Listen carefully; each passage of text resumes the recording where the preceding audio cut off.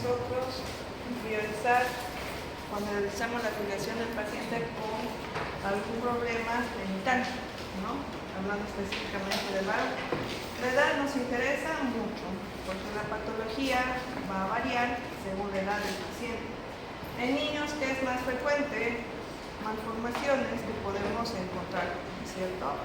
Como la fimosis, el hidrocele, la nefrosis, el reflujo vesico-ureteral, ¿no? Pueden haber válvulas ureterales, una vejiga neurogénica por defectos en el canal neural, ¿no? Malformaciones de los genitales externos como las hipospadias, ¿no? Que vamos a ver más adelante, las distopias testiculares, los testículos no han descendido o están ubicados todavía intraabdominal, o tumores en el riñón que también son bastante frecuentes a esa edad, ¿no? En los adolescentes, ¿qué es más frecuente? Las torsiones del cordón espermático, ¿no?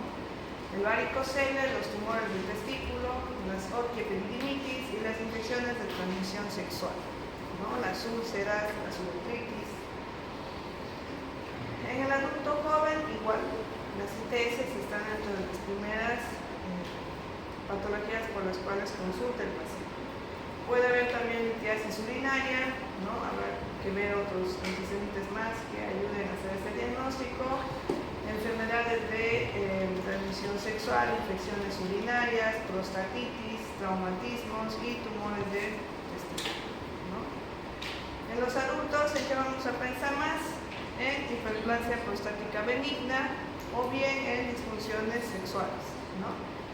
Y en los adultos mayores, la vejiga neurogénica por procesos degenerativos propios de la edad, ¿no? Y la hiperplasia prostática benigna, o también podemos ver el CA de próstata, ¿no? Entonces vean cómo la edad nos orienta a pensar en diferentes diagnósticos, ¿no es cierto? El lugar de residencia del paciente tendrá algo que ver. ¿En qué nos podría orientar?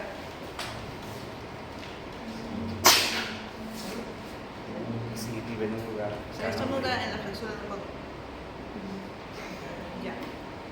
¿Sí? Si vive en un lugar con un ambiente caliente o frío, no sé si también puede afectar. ¿Por qué? ¿Qué cree que eso afectaría? Porque ya sea que vive en un lugar frío, que también tiene. El frío creo que provoca una alteración del alimento del hombre cuando está expuesto en el ciudad. Pero no, igual sería cualquier tipo de extremidad distal, ¿no? Las manos, pues. No. Otro tipo de factor importante que vean en cuanto al lugar de la residencia.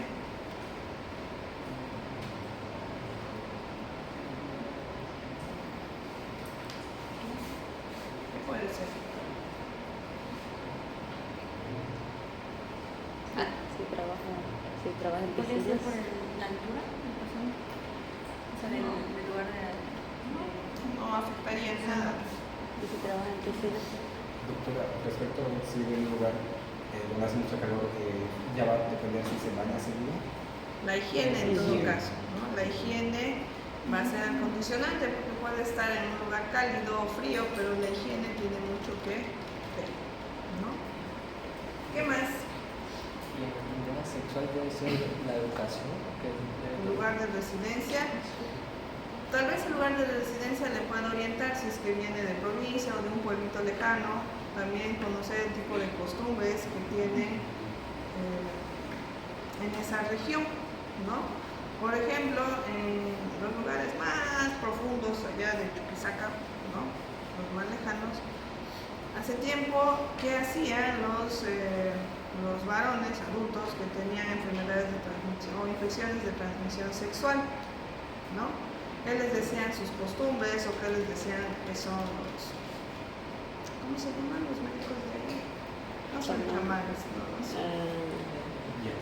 Los yatiris les decían que si ellos estaban con una niña virgen, ¿no? O una adolescente virgen y tenían relaciones sexuales, se iban a curar de las infecciones de transmisión sexual, pero lo único que hacían era esparcir aún más la infección, ¿no? Entonces vean que esas creencias y de dónde provienen también es un choque cultural en donde hay que buscar hacer comprender al paciente e irlo educando sobre ciertas conductas que no son adecuadas. También en lugar de residencia nos habla sobre su contexto, cómo será, si es de provincia, cómo será su vivienda, ¿no es cierto?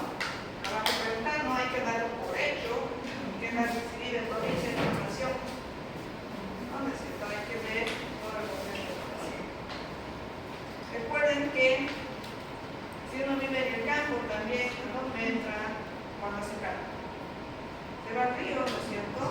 A bañarse. Y no olviden que en el río también existen parásitos. Existen parásitos que pueden ingresar por el meato, ¿no? Y producir obstrucciones dolorosas para las sanidad. ¿No? Entonces, también nos sirve saber todo eso. No recuerdo, no sé si ustedes recuerdan cómo se llama el parásito que ingresa por el meato urinario y se enclava porque tiene como unas sierras en la uretra peniana. Cangú. ¿Qué? ¿Cangú?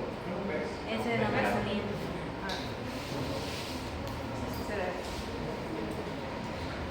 ¿Qué más? Dentro de los antecedentes personales habrá que ver si... ¿por qué averiguar? ¿Por qué diría deportes? Porque creo que en este deporte también puede haber lo que viene siendo la presión testicular. Si hay algún tipo de presión, de predisposición en el paciente, sí. ¿Qué más? Los golpes. Los golpes, los traumatismos, dependiendo qué disciplina deportiva practican, ¿no es cierto? Y si está expuesto o no. ¿Qué más? Los hábitos alimenticios. ¿Por qué será?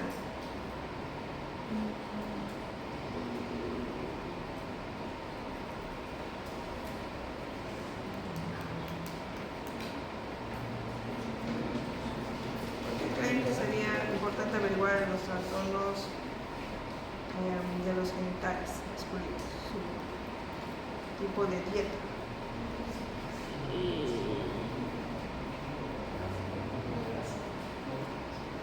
¿Qué tendría que ver la grasa?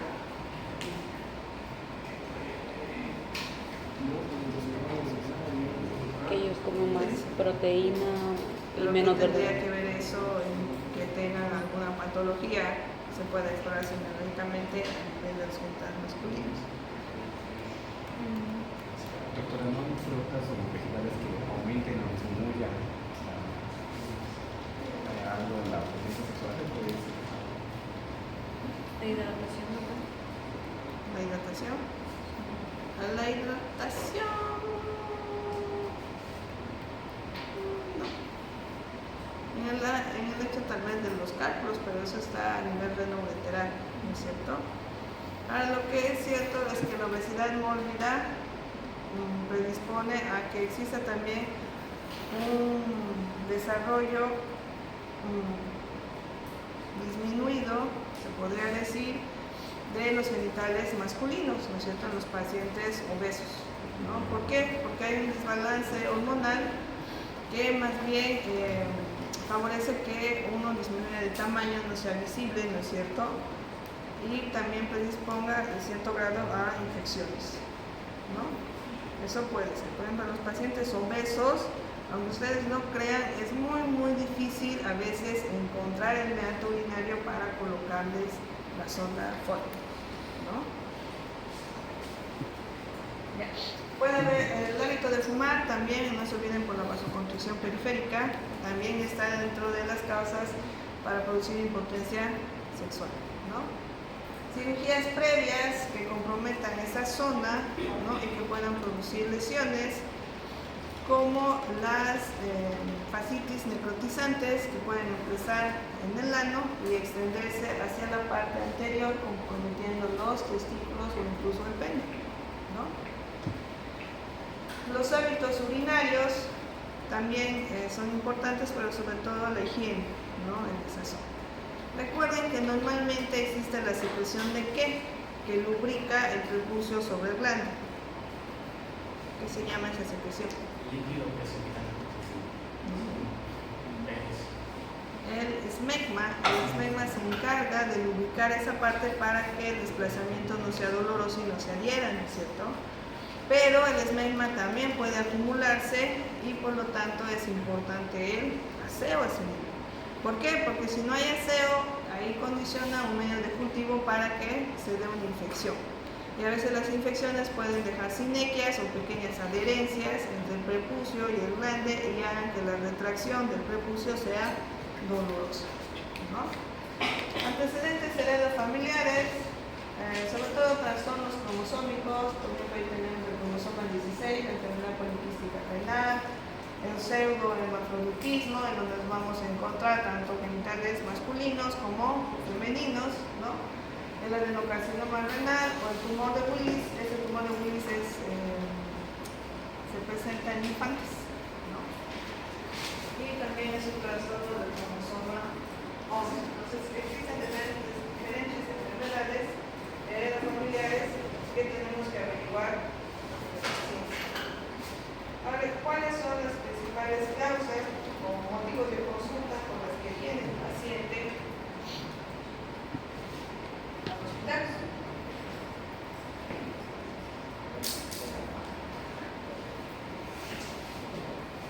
Una de ellas tendríamos la disfunción sexual masculina, ¿cierto? Que es una preocupación para un paciente, ¿cierto, varón? Y que va a ser un motivo de consulta. Entonces, ¿qué podemos encontrar? Alteraciones de la libido, ¿no? Disfunción eréctil, ¿no? No existe una adecuada erección del paciente durante la relación sexual, ¿no? O pese a que está el estímulo ahí presente, él no logra despertar el libido y luego tener la erección. Obviamente, ambas cosas. La disfunción eyaculatoria tiene erección, pero no puede eyacular, ¿no? Entonces puede existir la aneyaculación, donde no hay eyaculación, ¿no? Y eso hay que analizar porque puede ir acompañado de ausencia de espermatozoides, ¿no es cierto? ¿Eso qué se llama? ¿Saben? Anospermia, ¿no? Entonces el paciente va a tener, ¿qué más? Va a consultar probablemente por infertilidad, ¿no es cierto? Tenemos la eyaculación retardada, ¿no? Y la eyaculación prematura o precoz. Después de cuántas penetraciones viene la eyaculación.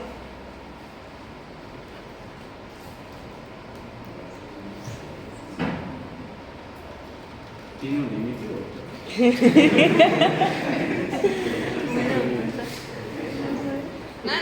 Lo mismo preguntó mi docente, me acuerdo, en ginecología. Todos nos reímos y dijo, pero ¿por qué se ríen? ¿No? Hay quienes todavía no saben o nunca han pensado que si existe o no un límite, ¿no? Pues sí, en base a eso se realiza el diagnóstico de eyaculación temprana o precoz y la eyaculación retardada, ¿no?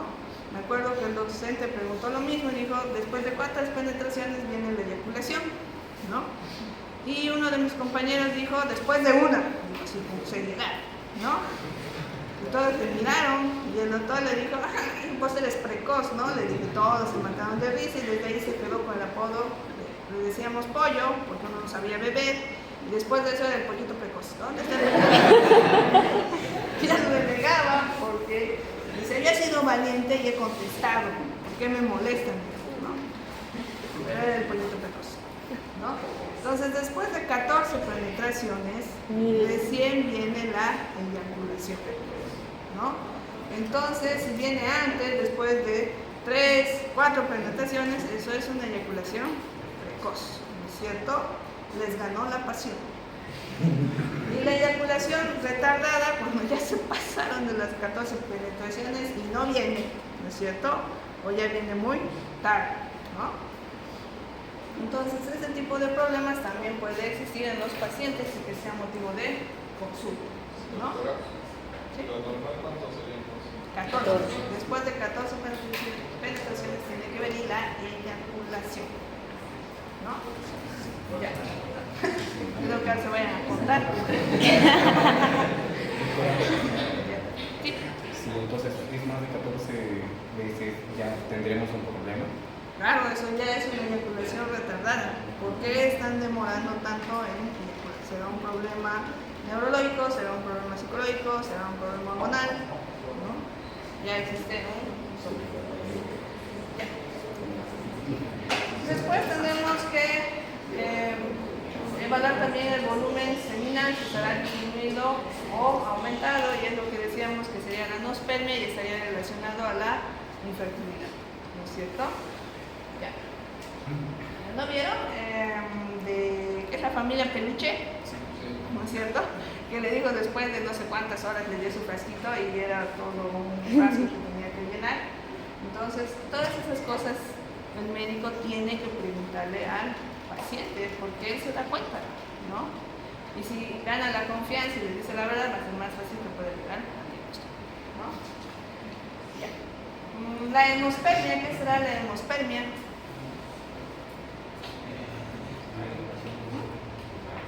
Sí, la eyaculación con sangre, ¿no? Entonces pensaremos en algún trauma, en alguna lesión vascular, ¿no? Alguna lesión infiltrante que puede estar dando lugar, puede dar lugar a la hemospermia. Que no me crean, eso de turno y desde la 1 a 9 hasta ahorita me pega uno. Ya. Dispareunia masculina. ¿Qué es la dispareunia masculina? Porque hay la femenina. El dolor durante el coito, ¿no? Entonces el paciente dirá, doctor, cada vez que tengo relaciones con mi pareja siento un dolor, ¿no? Y entonces ahí ustedes tendrán que explorar si hay una malformación probablemente anatómica, ¿no? Si es reciente o si ya lo tiene de mucho tiempo, ¿no es cierto? Puede haber una alteración en el frenillo, algún tipo de infección que haya dejado eso retraído y que por eso presente dolor durante las relaciones sexuales, ¿no? O una infección de transmisión sexual, una uretritis que también esté provocando dolor, ¿no? Luego tenemos el coito obstruido, en donde el paciente no puede tener relaciones sexuales porque no puede eyacular, ¿no? Y siente esas molestias durante la intimidad. Ahora, ¿por qué se puede producir esta disfunción sexual masculina? Pueden haber trastornos psicológicos, ¿no es cierto? Si el paciente está sometido a mucho estrés en su trabajo, en su hogar, ¿no es cierto? Está atravesando por una enfermedad, todo eso puede llevar a que él tenga una disfunción sexual eréctil, ¿no? No siempre va a ser un problema anatómico, sino también un problema psicológico. Entonces todo eso hay que indagar durante la anamnesis. Trastornos neurológicos, sí, pueden ser lesiones o, por ejemplo, lesiones tumorales que se desarrollen en la médula espinal a nivel de S2 a S4, ¿no? Y que puedan afectar la erección, ¿no? ¿Cómo sucedería lo contrario en el priapismo? ¿Saben qué es el priapismo? ¿No? Es la erección permanente, ¿no? El paciente queda en erección y eso no baja, ¿no? Y eso es una emergencia, ¿no? Porque si no lo tratan rápido, se les va a necrosar, ¿no? Entonces, no se alegren porque están durando mucho, más bien preocúpense, porque eso tiene que bajar en algún momento, ¿no? Entonces,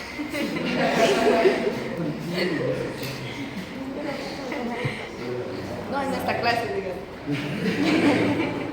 Entonces, vean que esas son emergencias, ¿no? Y el priapismo es una de ellas, y eso también puede ser por la presencia de una lesión tumoral o un pequeño hematoma que se forme a ese nivel, ¿no? Doctora, ¿y qué pasa con los pacientes, digamos, que toman Viagra? Se toman una dosis? De la fil. Claro, ellos en ese momento pueden inducir priapismo, ¿no? Por la acción que se prolongue de la droga, quién sabe cuántas tabletas han tomado, digamos, ¿no? O entre cada tableta y tableta cuánto tiempo ha pasado. Entonces igual ahí es una emergencia y lo que hay que hacer es drenar los cuerpos cavernosos que están ingurgitados, ¿no? Para que vuelva la acidez y descienda, ¿no? Es una emergencia. Trastornos endocrinológicos como la diabetes. En la diabetes hemos visto que había neuropatías y microangiopatías, entonces también los diabéticos con el tiempo pueden sufrir disfunción sexual, ¿no? Trastornos arteriales o venosos también recuerden que es una zona bastante vascularizada y que tiene gran cantidad de venas, y son esas venas de los tractos cavernosos los que permiten la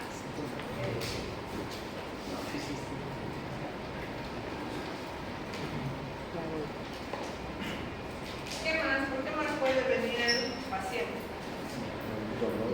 Por dolor, ¿cierto? Dolor principal causa. Entonces preguntaremos a Alicia. Donde haya dolor está Alicia, ¿no es cierto? Veremos si es agudo, si es crónico, si es continuo, si es paroxístico, de manera súbita, espontáneo, o después de que ha pasado algo ha aparecido el dolor, o es que ya había el dolor pero era de leve intensidad y algo lo ha exacerbado, ¿no es cierto? O si está relacionado con la micción. Pues todas esas preguntas debemos hacer al momento de evaluar el Alicia en el dolor, ¿no? La localización más frecuente podemos ver dolor lumbar o lumboabdominal, ¿no? El dolor hipogástrico o vesical puede ser por problemas en la vejiga, puede ser por diverticulitis colónica, por la proximidad, ¿no? Sigmoiditis, ¿no? O tumores intestinales que pueden producir dolor a ese nivel, porque no nos tenemos que perder pensando que es trastorno genital cuando el problema es netamente abdominal, ¿no? O puede ser al revés. El dolor perineal, ¿dónde vamos a encontrar? En las prostatitis, adenomitis, absceso prostático, litiasis prostática, prostatouretritis, ¿no? Sea de próstata, de recto, fístulas, abscesos perineales, todos esos pueden producir dolor perineal. Entonces, el herpes, la artrosis sacrococcígea, ¿cómo vamos a ir haciendo diagnóstico diferencial?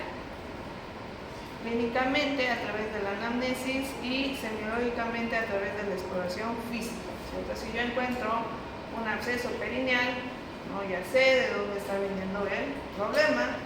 No será lo mismo si es un CA de próstata, ¿no es cierto? Si hay la sospecha, hay una tumoración, hay trastornos en la micción, hago un tacto rectal y puedo definir mejor el diagnóstico, ¿no? Si palpo una próstata endurecida, de bordes irregulares, de consistencia pétrea, ¿no? Y el dolor escrotal. También esta es una de las causas por la cual llega el paciente a consulta. ¿Va a ser fácil para el médico obtener estos datos? No, aún cuando el paciente va a buscar a un doctor y no a una doctora, ¿cierto? Entonces tiene que haber la confianza necesaria para poder realizar todas las preguntas y lo más importante, la exploración física, ¿no? ¿Qué más? Seguimos en la localización, tenemos el dolor uretral, ¿no? Ya habíamos hablado de la estranguria, que era el dolor intenso al orinar, que orinaba gota, gotita, acompañado de tenesmo vesical, ¿no? El dolor peniano, ¿no? El reposo va a estar asociado a ¿qué? Una balanitis, una balanopostitis, puede ser edema neurótico, puede ser una dermatitis de contacto, ¿no? Una respuesta alérgica, un eczema o la flebitis de Mondor, que esta patología se refiere a trombosis de las venas superficiales septipédicas, ¿no? Después que tenemos el dolor eyaculatorio, que cada vez que tiene una eyaculación el paciente tiene dolor, ¿no? Entonces, ¿en qué podemos pensar? En una uretritis, prostatitis, orquiepididimitis o obstrucciones de la uretra, ¿no es cierto? Recuerden que utiliza el mismo conducto para salir la orina y salir también el semen, ¿no? Entonces lo que le afecta a la una le va a afectar a la otra. El dolor anorrectal habrá que evaluar si se realiza o aparece durante la defecación o el esfuerzo defecatorio, no descartar enfermedades intestinales abdominales como la enfermedad de Crohn, los abscesos perirectales, ¿no? Dolor coxigio o coxigodinia, ¿no? Es el dolor que dicen en la colita, ¿no es cierto? Es un dolor exquisito a nivel del coxis que se exacerba cuando el paciente se sienta, ¿no? El dolor aumenta. O durante el tenesmo rectal, ¿no? O cuando hay esfuerzo evacuatorio también, ¿no? ¿Qué puede ser? Generalmente puede ser secundaria una caída por una luxación a ese nivel, ¿no? ¿Y el tratamiento cuál es? Reducir, ¿no? O reparar esa luxación, volver a ponerlo en su lugar, y eso es a través del tacto rectal, ¿no? El dolor pudendo, que puede darse por neuropatías de origen traumático, ¿no? Recuerden que el nervio pudendo va a inervar ¿qué? La parte del periné y también la parte del periné, la cara interna, superior de los muslos. Entonces, si hay una neuropatía, van a perder sensibilidad en ese lugar, o por el contrario, van a tener una terapia en donde el mínimo contacto va a aparecer dolor en eso, ¿no? Secreción uretral, esa es otra de las causas más frecuentes. ¿Y a qué va a ir relacionada? A infecciones de transmisión sexual, ¿cierto? Entonces, ¿qué es lo que vamos a ver en los pacientes, o qué tenemos que buscar más bien? La uretrorrea, que es secreción serosa, hemática o cero purulenta por la uretra. Entonces, la forma correcta en que ustedes relaten esto en la historia, digan, doctor, veo que de la punta de mi pene me sale pus o sale sangre todo el tiempo, ¿no? Y que mancha mi ropa interior. Entonces, ¿cómo lo van a escribir la historia? Uretrorrea, ¿no? Puede ser una secreción blanquecina, amarillenta, verdosa, dependiendo qué tipo de germen tiene. O puede ser una hematuretrorragia, ¿no? Que es una hemorragia de la uretra en el intervalo de las misiones, ¿no? Empieza a haber salida de secreción y de sangre. Y la piouretrorragia, que es la secreción de pus, ¿no? Entonces podemos diferenciar en estos términos el tipo de secreción que tiene el paciente. Será por trauma, será un ITS, ¿no? Tenemos que apoyarnos también en la anamnesis y en el resto de las manifestaciones clínicas del paciente. No nos olvidemos del gonococo, que produce uretritis, ¿no? La uretritis gonocosa. Y todas aquellas bacterias que no sean gonococo, uretritis no gonocosa, ¿no? Recuerden que la uretritis gonocócica debe ser tratada de inmediato por la agresividad también de la infección, al igual que es una infección de transmisión. Ya hemos visto también trastornos de la misión, la parte del reino moneurológico, ¿cierto? Lo que está en esta diapositiva es un recuerdo anatómico de todos de toda la inervación que tiene la vejiga para trabajar de manera adecuada, ¿no? Si ven, la columna lumbar está desde L2 hasta S4, ¿no es cierto? De L2 salen o llegan también las ramas del simpático, ¿no? que llegan a la cadena simpática y tienen contacto con L2. Tenemos luego el parasimpático, ¿no? Y el pudendo, que sale de S2 a S4. Y este es el que va a ir a inervar el esfínter externo, ¿no es cierto? Controlando y permitiendo que la diuresis sea voluntaria, ¿no? Entonces, miren, tenemos los nervios pélvicos que se conectan con la médula espinal a través del plexo sacro en los segmentos de S2 y S3.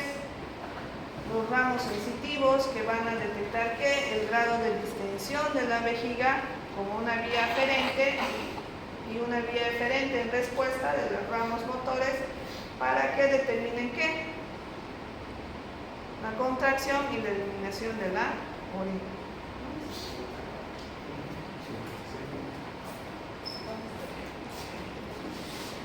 Sería una entidad, ¿no?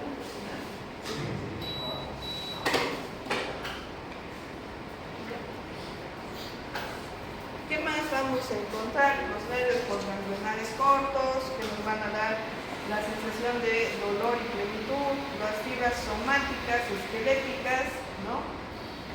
Que llegan a través del nervio pudendo e inervan el músculo del esfínter externo, ¿no? Y no nos olvidemos de la inervación de la cadena simpática, que la podemos ver aquí, y que inerva las caras del labio, ¿no? Cuya función principal es estimular a los vasos sanguíneos que están en el centro.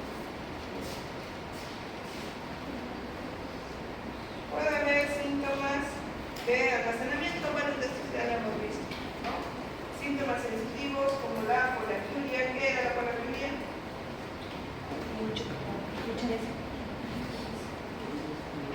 ¿Cómo se define la polaquiuria? Frecuencia urinaria aumentada. Aumento de la frecuencia urinaria. La noturia.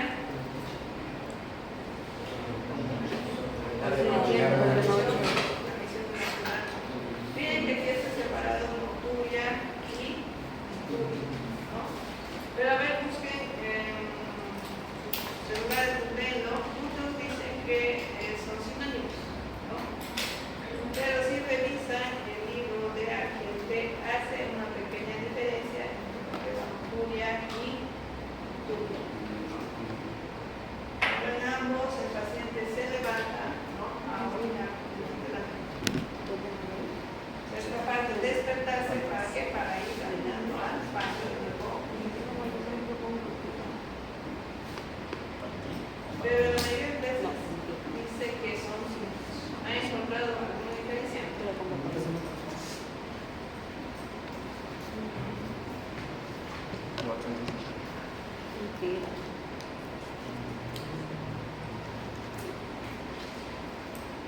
el libro dice que la noturia son las tensiones que ocurren durante el sueño y la noturia es cuando es de noche, ¿no?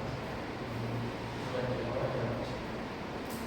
Entonces, ¿qué podríamos inferir? Que si el paciente está durmiendo, ¿no es cierto?, en la noche y se levanta para orinar, tendría que ser Noturia. noturia. Y si Pero si está durante el día, está durmiendo y se levanta para ir al baño, es un viaje. no, si tiene sueño. Pero uno puede tener sueño durante el día, en la tarde, no específicamente en la noche. Tiene que despertarse para ir a orinar. Y el otro, el noturia, es durante la noche. Ahora, si te dicen otra literatura, les dice que es sinónimo. Pero para eso, que uno es durante el sueño y el otro durante la noche. La sensación de llenado vesical aumentado, en el paciente, ¿no?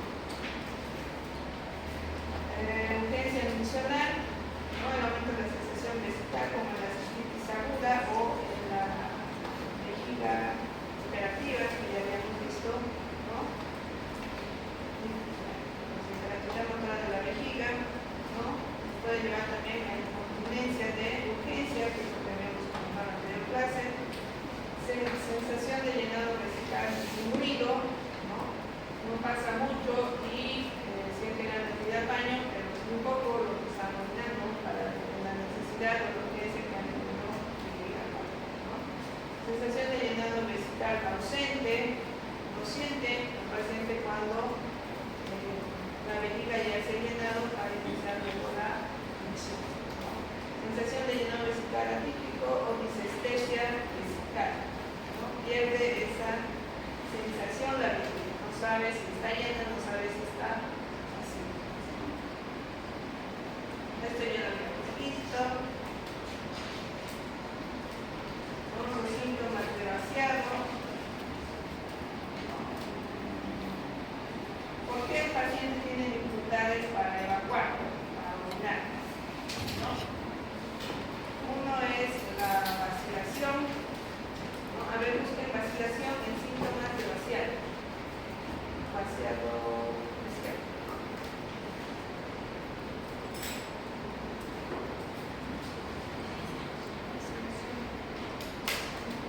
Sí, en efecto, así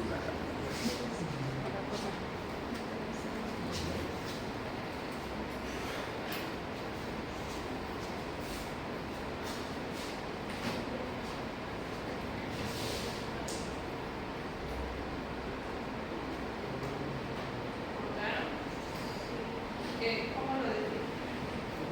Dificultad para pensar o orinar o para poder mantener el flujo constante de la orina.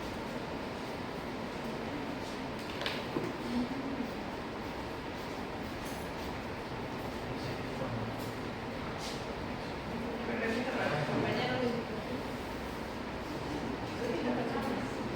Dificultad para comenzar a orinar o para poder mantener el flujo constante de la orina. Entonces le cuesta al paciente empezar a orinar y cuando empieza a orinar el flujo no es como normalmente era antes, constante, luego normalmente disminuye o aumenta, ¿no? Y el paciente no tiene eso de aquí. ¿Qué es la paruresis o uretra púdica o tímica?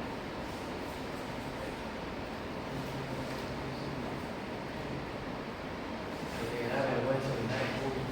Mentira, tímida. Los pacientes, las personas que van a los baños públicos, ¿no? O están, no sé, ganando la movilidad y dicen, ya, quieren bajar a orinar y todos bajan y una persona no puede, digamos, ¿por qué? Porque por su pudor se siente intimidado y no puede orinar. Quiere, pero no puede, y eso es la paruresis, ¿no? Por eso se llama uretra púdica o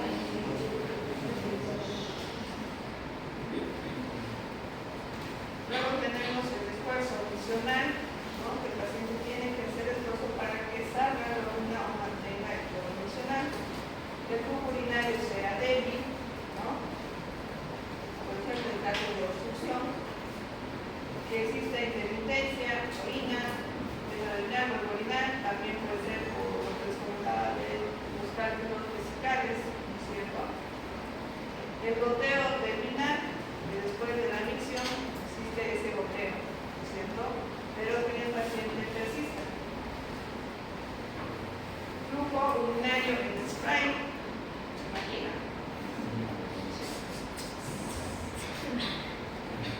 Micción dependiente de la posición, igual es lo que nos va a hablar de algún tipo de obstrucción, ¿no es cierto? La disuria, que ya hemos mencionado, el olor al orinar, la estranguria, la hematuria. ¿Qué será la hematuria? Sangre en la orina. Aire que sale por el ñato, desde el uretra. ¿Por qué podría salir aire? ¿Cómo se sale el aire?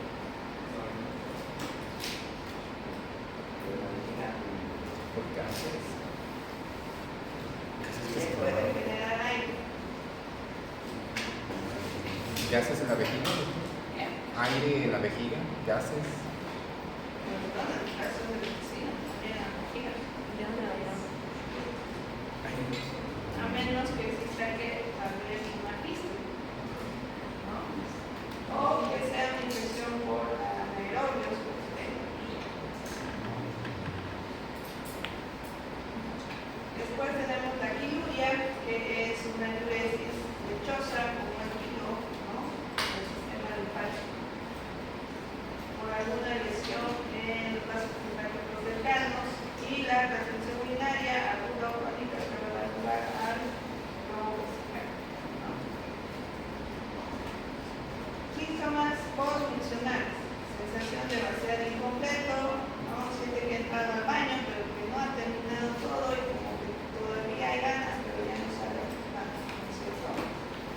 Esto puede ser, por ejemplo, uno puede hacer algún tipo de obstrucción por algún cálculo o también alguna malformación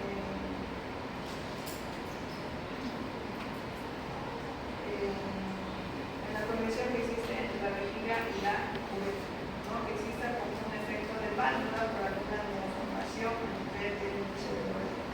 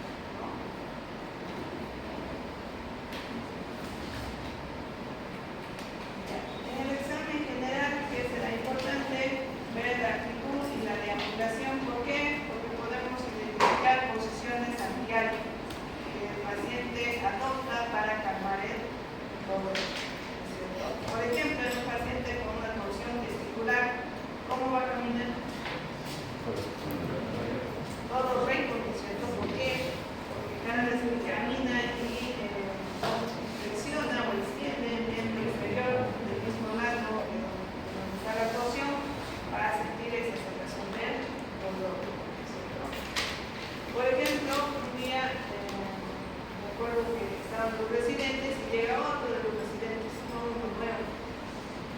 Y todos se ríen y le molestan, y dicen, ¿cómo es? Ya está saltando. Ay, sí, ya estoy mejor, miren, miren, miren. Y empieza a saltar, ¿no? Y todos se ríen, ¿no? Y yo les pregunto, ¿qué está enfermo, doctor? Me dicen, no, es que este es un sonso. Dice, ¿cómo fue siendo médico? No se va a dar cuenta de lo que ha pasado. Dice que él llegó mal, ¿no? Pero no dijo nada. Sus compañeros lo vieron, pues que cada vez que tenía que ir al laboratorio, subir, bajar, lo veían regueando, ¿no? Copiando. Y decían, ¿qué tienes? ¿Qué es un chorro de tu tiempo? ¿Por qué estás caminando así? Ya toda la mañana estás haciendo. ¿Qué tienes? No quería decir. ¿Qué tienes? ¿Qué te has hecho? ¿No? Dinos para hablar con el doctor y con el bajo. ¿No? Ya te ves. Y les dijo, me duele, es que me duele lo del intestino. ¿Quieres? ¿Estás loco? ¿Cómo recién nos vas a decir? ¿No? Hace rato lo mandaron a la habitación, hicieron reposar y ese rato todos le llamaron al gol, al presidente del gobierno, ¿no? ¿Cómo son los varones que se cuidan? No vino volando el presidente de biología cuando le dijeron que era ese dolor, vino corriendo así con su equipo de ultrasonido, ¿dónde está? Lo descubrió, le vio y le dijo, ¿qué? No, entre ellos. Lo que tienes es una revolución estimulante, eso es una emergencia, te lo tengo que mirar y volver a poner a su lugar, si no es cirugía. ¿No?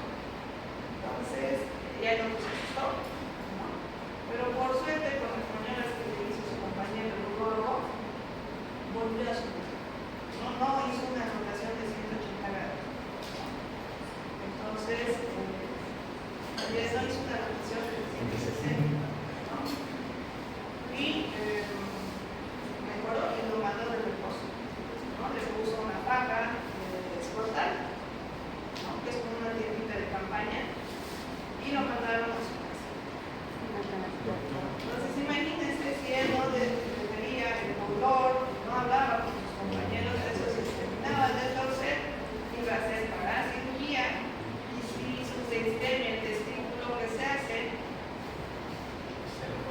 Doctora, se hace el exceso. ¿qué tan cierto es que el peor dolor que un hombre puede sentir es la torsión testicular?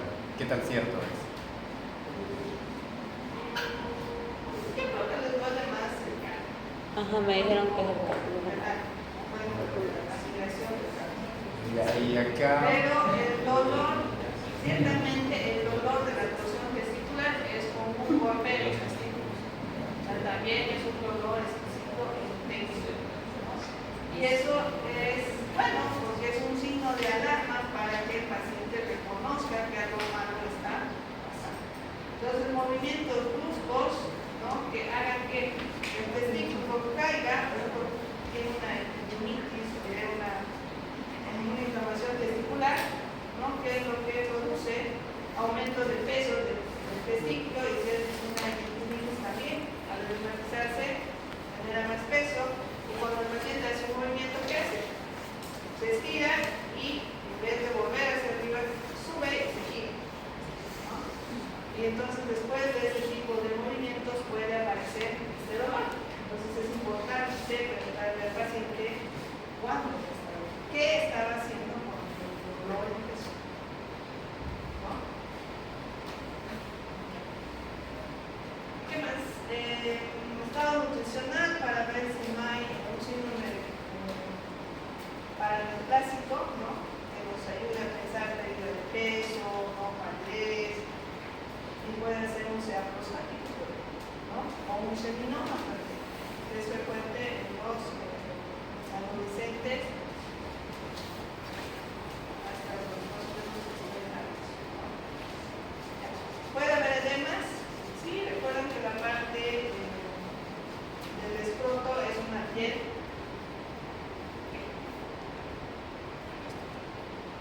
¿Cómo se llama eso? Tiene un tejido conectivo laxo, ¿cierto? Y la piel es elástica. Entonces se puede acumular líquido con facilidad, ¿no? Y podemos encontrar un edema escrotal de aquellos realmente monstruosos, ¿no? Y también eso es una emergencia porque hay que tener cuidado. Pacientes que lo sobrehidratan muy mal, inestables y empiezan a reumatizarse, o en pacientes con insuficiencia renal crónica que se reumatizan, uno tiene que explorar los genitales masculinos porque luego uno descubre y tiene todas las cosas escolares así, ¿no?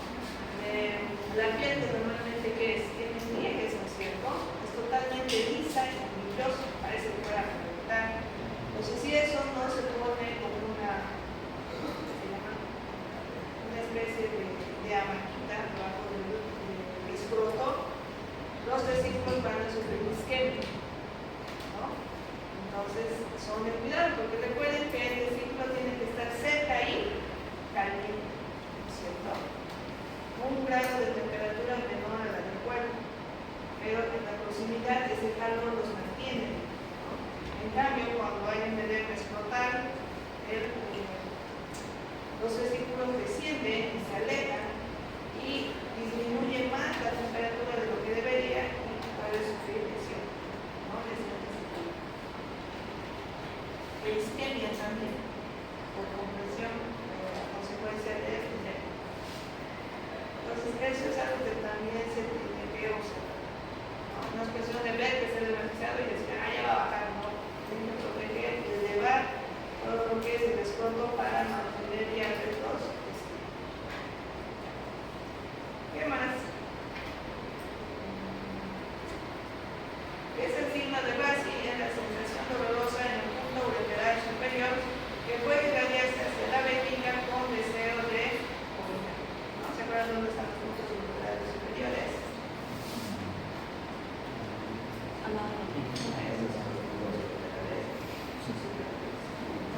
Entonces, cuando ustedes realizan ahí la compresión, ¿no? Y aparece en la parte de la compresión dolorosa, ¿no? Que este se irradie hacia el hipogastrio que tiene ganas de orinar, eso se denomina signo de Bassi.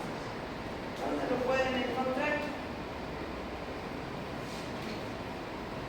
Pueden encontrar en las infecciones urinarias, ¿cierto?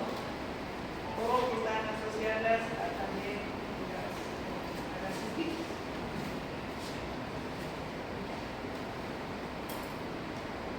¿Qué más podemos palpar de los pacientes varones? Podemos palpar la vejiga, ¿cierto? Primero hemos dicho que podemos hacer inspección, ver si hay un globo vesical. Si ya veo una tumoración en el bigastrio, lo que quiere el hipogastrio, lo primero que pienso es que puede ser un globo vesical. Entonces, ¿cómo corroboro? A través de la palpación y la percusión. ¿Qué va a haber? ¿Cierto? Ahora, la palpación puede ser manual, ¿no? Desde la parte abdominal, o también puede ser bimanual, ¿no? En este caso no aplica por qué creen. Porque estamos hablando del varón, ¿cierto? Y en la foto es de un examen médico lunar inmediato, ¿ya? Pero la palpación en el hombre podría hacerse tal vez no del tacto abdominal, sino del tacto.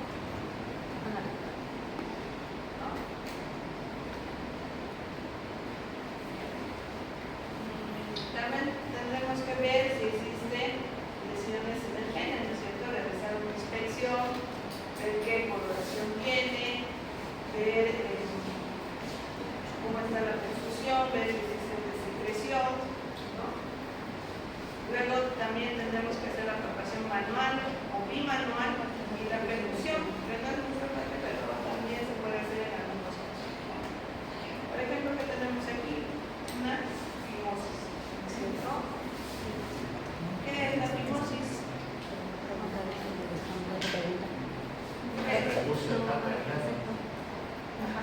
Grande y no se puede retraer, ¿cierto? Y la parafimosis es cuando se ha retraído, se expone el glande, pero se queda ahí, ¿no? Y está aprisionando todo lo que es por debajo del glande. En el canal para no. ¿Qué más? Nosotros tenemos las hipospadias, la uretra no está en la punta del pene, sino puede estar arriba, ¿no? O puede estar por abajo, atrás, ¿no? Esto lo van a ver en adultos mayores. lo van a ver en los niños, malformaciones anatómicas.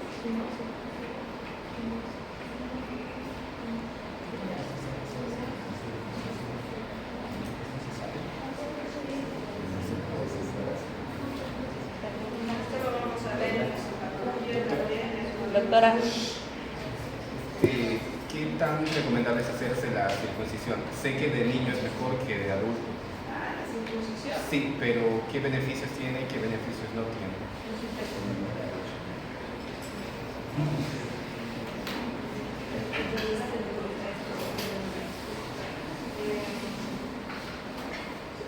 Tiene más beneficios, tiene más pros que contras.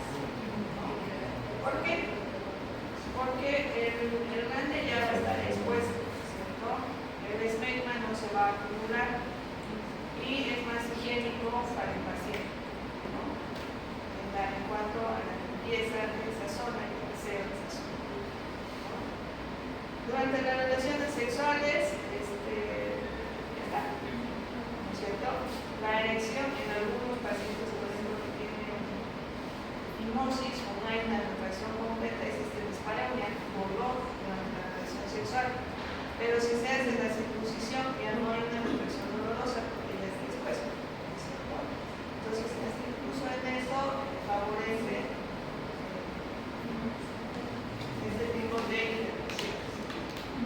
Ahora, contras, la verdad, yo no le veo contras, ¿no? Y anatómicamente y funcionalmente no tendría por qué. El hecho de estar ya expuesto, sin el refuso cubriendo, si el paciente tiene una buena higiene y todo, no hay ningún problema. Incluso los urólogos recomiendan que lo más sano es también hacer eso.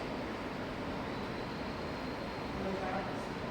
Pero las costumbres y las creencias creen que eso les va a afectar, que les va a inducir disfunción eréctil, ¿no? O dolor durante las relaciones sexuales y no hacen. Pero incluso hasta para su pareja, que el hombre haga eso es mucho más higiénico. Y sí, es mejor hacerlo en niños y no en adultos. ¿Saben cómo ganaban las guerras antes? Hay un párrafo en la Biblia, si no me equivoco, en donde, bueno, ¿no? Pero entre dos pueblos había una guerra, ¿no? Y uno de los pueblos que era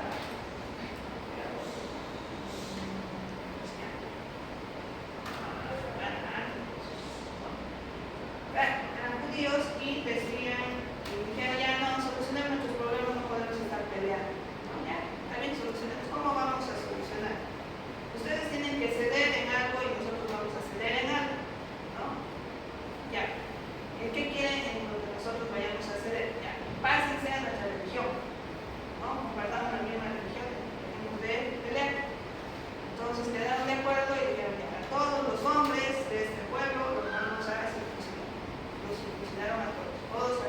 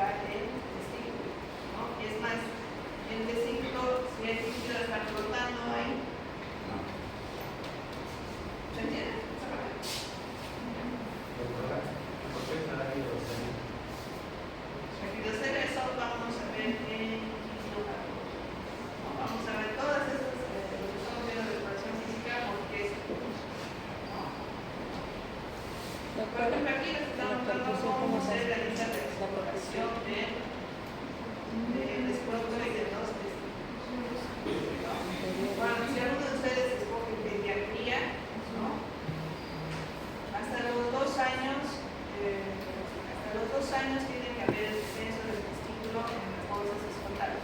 Sí o sí tienen que estar ahí. O sea, que es obligación del pediatra tocar el escroto buscándolos, que tienen que estar ahí los dos, ¿no? Si tiene 1 año, no importa, puede bajar, pero hay que palpar dónde está, porque a veces sigue en la abdominal y no ha descendido, ¿no? Por el cordón este, ¿no? ¿Y qué pasa si no desciende hasta los 2 años? Una cirugía para ponerle azúcar, pero es un decirlo que ya no sirve, ¿no? ¿Por qué? Recuerden que ese grado de diferencia de temperatura que hay en el cuerpo y el testículo es lo que le da viabilidad, y el permanecer dentro del abdomen hace que ese testículo ya no sea funcional, ¿no? Y puede ir asociado a esterilidad. Entonces, lo que como madres tienen que hacer también cuando tengan hijos varones es ver que hasta los 2 años el testículo descienda a las bolsas escrotales. No puede ser que después de 4 años se fije que resulta que se llore, ¿no? Entonces, eso realmente es obligación de la madre, del aseo del niño. Yo me acuerdo de un papá del campo vino preocupado que estaba con un mosquito a la consulta de neurología y el doctor le dijo, ¿qué te ha pasado? No, a mí nada. ¿Quién sabía la consulta? Es mi hijo. ¿Qué problemas tiene tu hijo? ¿No? Uno de los diarios es que está su bonito, no tiene sus problemas. Entonces, necesitamos para no reír, porque era bastante bien. Haber subido, cuando subió, y evidentemente el niño ya estaba yendo a su 4.º año y no tenía sus testículos descendidos en la escuela. ¿Y cómo te das cuenta recién de que ya va a cumplir 4 años su hijo? ¿No? Es que, ¿pero acaso tu esposa no se ha dado cuenta si lo baña ya? ¿No? Y él le dijo, no, mi esposa murió, yo solito le pidió a mi hijo, y recién me he dado cuenta. ¿No? Entonces el doctor le dijo, ya vamos a tratar de la cirugía para que descienda. La única preocupación de su papá, la humilde era, pero va a tener hijitos cuando sea grande. ¿No? El doctor le dijo, vamos a tratar de hacer todo lo posible. Sí, por favor, porque en el campo es importante que el varón tenga hijos. Bueno, eso es lo que creen. Y cuando se fue el papá, nos dijo, no, 4 años ya, aunque lo volvamos a poner azul. ¿Y por qué no le dijo? ¿Para qué dar una preocupación extra a su papá? Ya cuando sea grande, se retira. Entonces, es algo importante, las mamás que vienen con sus hijos y futuros sus papás. ¿Ya? No crean que por ser médico lo hacen, no. Mi compañero se llega a cumplir 2 años su hijo y un día él lo bañó en vez de mi compañero, los son médicos, y es que, ¿no? Y una discusión tremenda de cómo ella, siendo médico, no se dio cuenta, y él, casualidad, lo bañó a su hijo, se dio cuenta y no, y se hizo cirugía. ¿No? Y doctor le dijo, no te preocupes, que tú debes ir. ¿No? Ya es lindo. Entonces, en casa de Herrero, ya está. ¿No? Ya que lo que estamos viendo aquí en la imagen,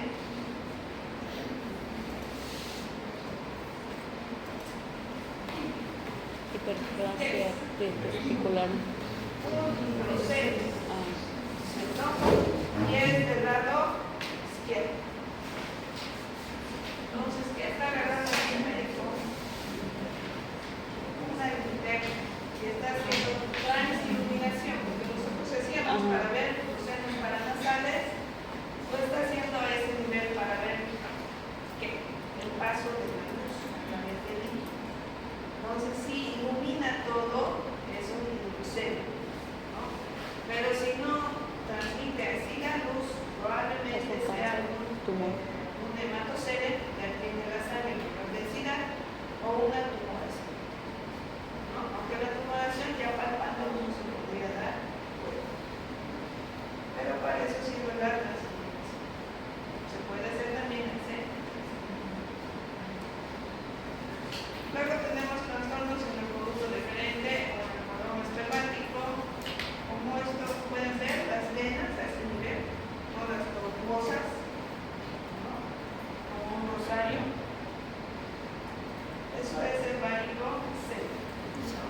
Y ahí las causas para ver qué está produciendo la infiltración de las venas, qué está alterando el flujo venoso.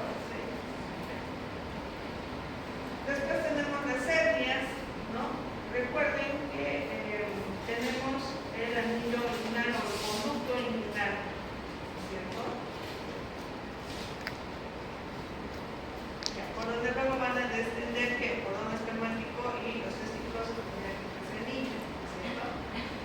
Pero este conducto puede quedar y ante cualquier esfuerzo el intestino encuentra cuando aumenta la presión a la cavidad abdominal, ¿no? Un lugar débil en la pared abdominal por donde está, ¿no? Entonces vean cómo un asa intestinal ha bajado hasta la bolsa escrotal, ¿no? Es un paciente que viene y dice, doctor, no sé qué me ha pasado, mire lo que me ha pasado, y todo su testículo es grande, asustado el paciente. ¿Qué estabas haciendo? Estaba cargando bolsas en el mercado, sentiendo un dolor cuando me entraba así, ya estaba. Entonces, ¿cómo van a hacer el diagnóstico? Palpación. Palpando, ya está palpando una masa ahí, pero ¿qué más? Y la O línea. sea, no tiene cocaína. Semiología, ¿qué van a hacer? ¿Qué le van a poner ahí? Vamos a tocar el El interno.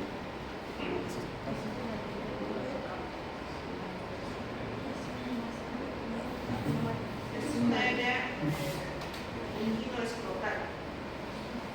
¿Qué hace? ¿Qué tiene el intestino a la auscultación? Van a poner el colonoscopio y van a encontrar ruidos y barreras.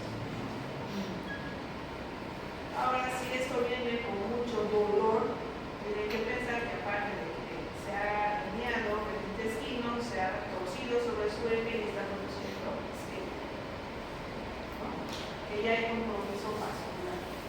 Porque las hernias salen con el intestinal, pero no tener un dolor relativo, pero nada más por la salida, ¿no?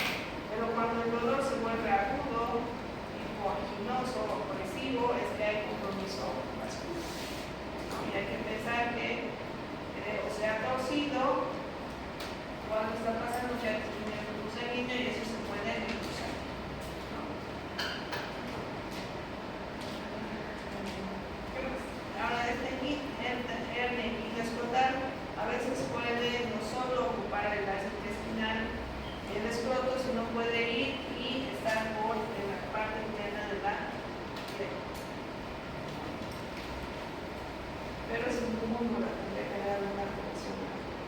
Pero estas hernias pueden ser muy graves, ¿no? Entonces ya saben cómo se tienen que diferenciar, que le van a poner. Van a escuchar ruidos y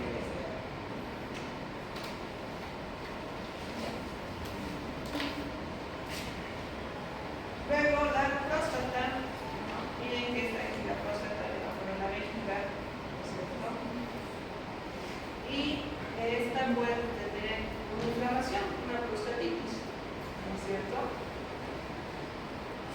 Y que por eso tienen dolor durante la inducción. Pero hay que diferenciar de la prostatitis de un adenoma de próstata y de un cáncer de próstata, ¿no? Entonces, en el adenoma de próstata, sí es cierto, puede ser una ecografía y puede ser necrosis, ¿no? Van a ver la próstata aumentar el tamaño, ¿no? Pero ¿qué es lo que es más rápido de hacer? Que todos van a deberían hacerse una vez, ¿vale? Si es que tienen antecedentes, ¿no? Es un tacto rectal, porque el tacto rectal permite palpar la próstata, ¿no? Y si la próstata tiene una consistencia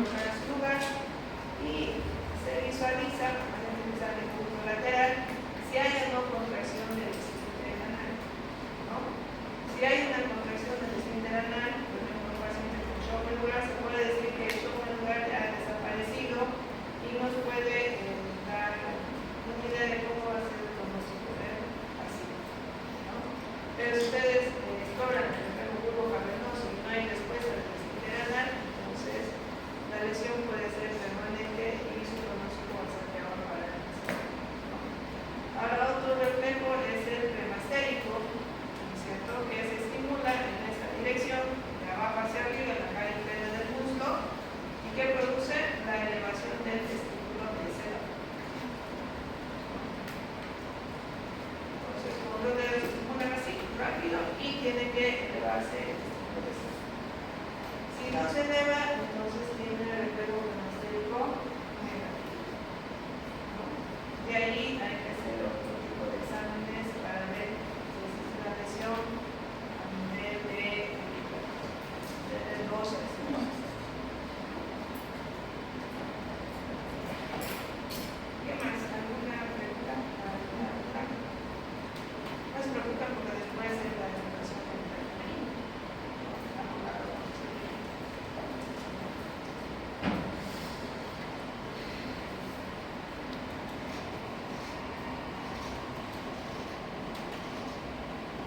entonces tienen que tener mucho cuidado al interrogar y al explorar a sus pacientes, ¿no? Recuerden que sus pacientes van a ser, se llaman varones, ustedes son varones, entonces siempre hay un cierto miedo del paciente, aunque él es que es un médico varón,